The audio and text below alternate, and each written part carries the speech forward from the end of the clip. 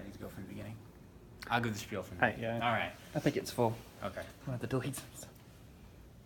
So we're doing Taylor Carrul dorsiflexion. She's in short sitting because you're putting the gastroc on slack.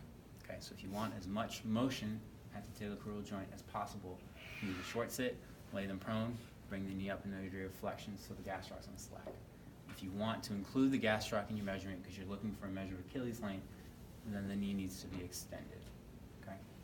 The other complication when you're measuring, which is again, you just need, whatever your clinic is, whatever you're practicing, you need to decide on a consistent way to do it because people have different ways of measuring dorsiflexion. The problem is that the talus sits on the calcaneus like this, and so the talus kind of floats in space a little bit with no really good bony landmark above it. So you will use the arm parallel to the fifth, is the quote-unquote textbook way to be doing mostly the pure Taylor Carrul joint motion. A lot of people will just drop it down to just be in line with the styloid, with the fifth, so you're just going straight across. The problem with that is you're going to pick up some forefoot and some midfoot motion, and it doesn't correlate as highly with radiographs and things like that. But if you're the one clinician seeing this person, and you're measuring them the same way each time, you will pick up change. You just need to make sure you're doing it consistently. Does that make sense? So you can't do the one like I have here, which is the textbook way, where you're parallel with the styloid, and then the next time drop down and you're right on the styloid. Does that make sense? You're going to get measurements all over the place, and you can confuse yourself when you have to do a reassessment. Okay. So we'll sit here. If you guys can't see over there, you're going to want to spin around. That's okay. Lateral malleoli. Right, find the lateral malleoli, you pinch it. Styloid of the fifth. So remember, fifth digit, come right here, the styloid will be right there. Let it bend. So again, this is our dorsiflexion motion. You're going to start with them in a bit of neutral. So I'm just going to hold them right there.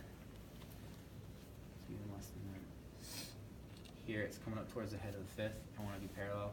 You dorsiflex for me as much as you can. Up, up, up, up, up. And you measure it from there. Okay? That will be it. Another clinical pearl. Can you see how this goniometer is holding itself up?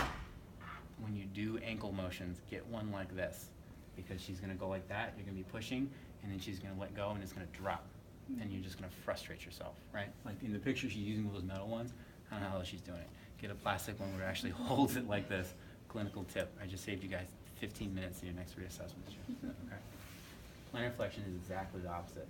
You're starting in neutral, you're here, you're going up towards the head of the fibula, you're parallel with the fifth, right? So again, Alex, sometimes it's not going to be zeroed. You're going to have to do some math, unfortunately.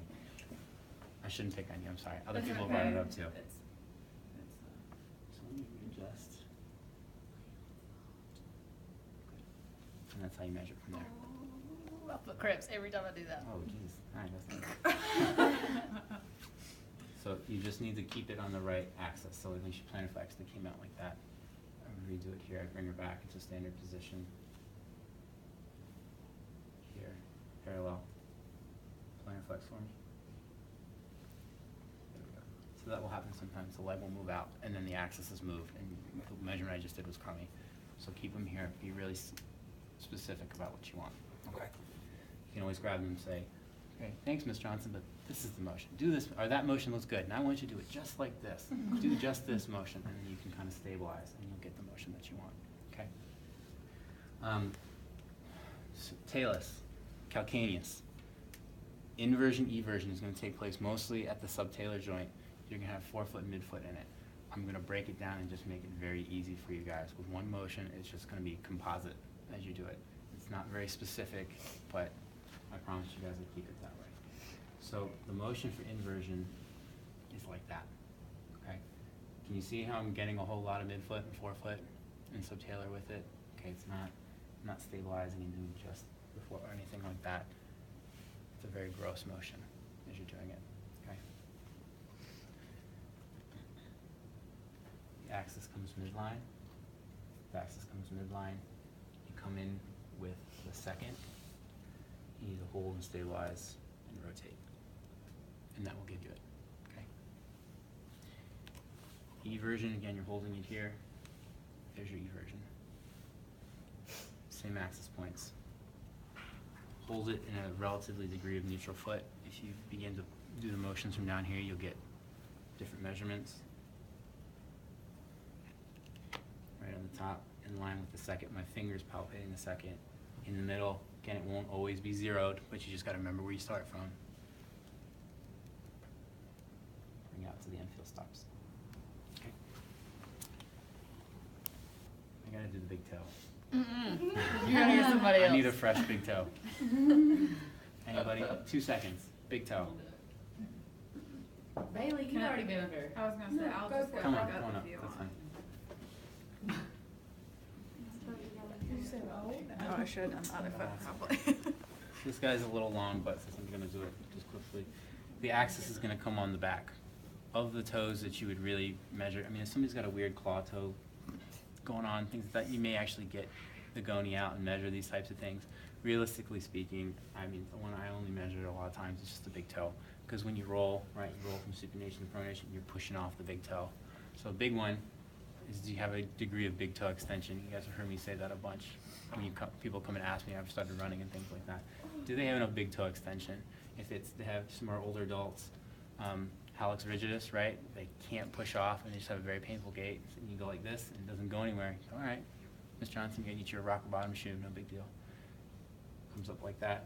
You would use a smaller goney, but it would come right on the back, just like we do with the hand, and you get it right there. Flexion tends not to be as much of an issue with people, but you would just pull it down just on the back of the MCP like we talked about. You need to bring it here. And I can't remember the last time clinically I've needed to do that. More extension than anything. Again, I have an ortho bias. I ignore these little piggies. I don't really care too much what they do. It's mostly about the big toe, right? If I get some with a whole bunch of clawing and stuff like that, I refer them on to people who do neuro stuff, okay? Sound good? Can you practice those?